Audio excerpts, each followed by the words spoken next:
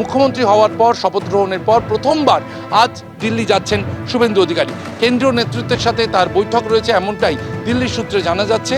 আজ সেখানেই থাকবেন মুখ্যমন্ত্রী শুভেন্দু অধিকারী। দুদিনের দিল্লি সফরে আজকে তিনি যাবেন।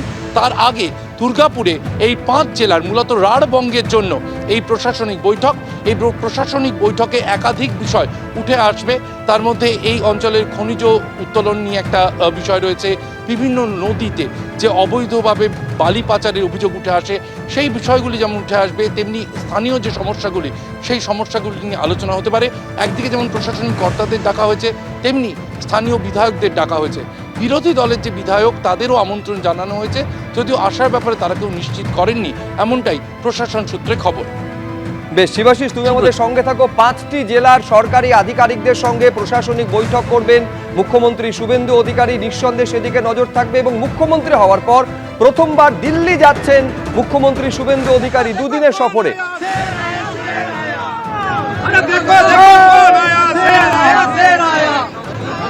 দেখতে পাচ্ছেন বিমানবন্দরের ছবি। মুখ্যমন্ত্রী শুভেন্দু অধিকারী আসার পর স্বাভাবিকভাবেই যারা উপস্থিত ছিলেন তাদের মধ্যে উৎসাহ চোখে পড়ার মতো।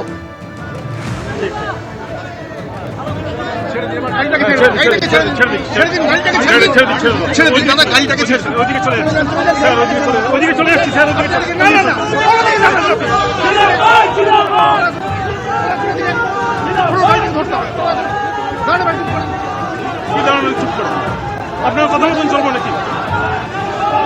আপনার কথা মতন চলবো তো? দুর্গাপুরে আর কিছু সময়ের মধ্যে প্রশাসনিক বৈঠক শুরু হবে। 5 জেলার সরকারি আধিকারিকদের সঙ্গে প্রশাসনিক বৈঠক করবেন। তার আগে আজকে হাওড়ায় প্রশাসনিক বৈঠক করেছেন মুখ্যমন্ত্রী, যেখানে পরিশ্রুত পর্যাপ্ত পানীয় জল নিকাশি, নাগরিক পরিষেবায় জোর দেওয়ার কথা বলেছেন তিনি। কোঅর্ডিনেশন কমিটি গড়া হয়েছে বলেছেন মুখ্যমন্ত্রী। হাওড়া শহরে প্রাথমিক চাহিদা পূরণ করার প্রতিশ্রুতি দিয়েছেন তিনি।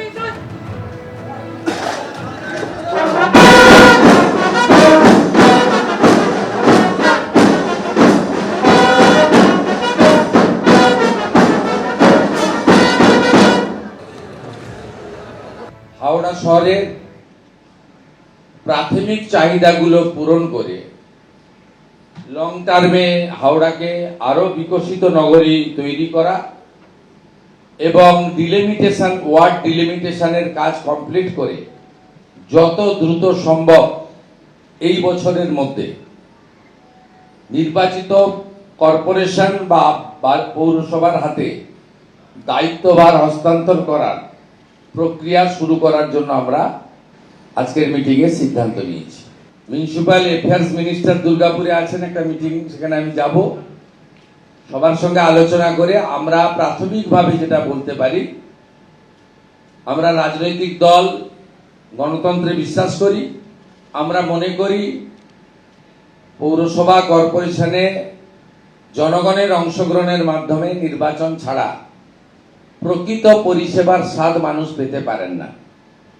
তাই আমাদের বিশ্বাস, আমরা ডিসেম্বরের মধ্যে সব ঠিকঠাক থাকলে ডিলিমিটেশন ইত্যাদি ইত্যাদি আমরা গণতান্ত্রিক পৌর বোর্ডের হাতে হাওড়া কর্পোরেশন এবং বালি তুলে দিতে পারব।